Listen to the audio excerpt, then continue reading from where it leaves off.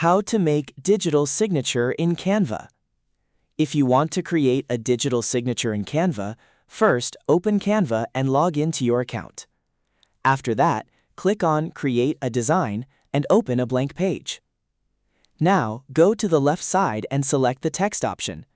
Go to the search bar, type Fonts, and press Enter.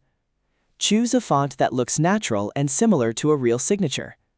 Canva offers a wide range of free fonts, so experiment with a few and choose the one that looks the most natural. After typing your name, make your signature look more professional by adjusting the size and refining the spacing. Keep the color black or dark blue, as this gives a clean and professional look. If you want, you can slightly tilt the text to make it feel more like a handwritten signature. Once you are satisfied with how your signature looks, click on the Share button at the top and then select Download. Choose PNG as the file format and make sure to turn on the transparent background option so there is no white background behind your signature. After downloading, your digital signature will be ready to use. You can add it to Word documents, PDFs, emails, or any online forms by simply inserting it as an image and adjusting its size. And that's it.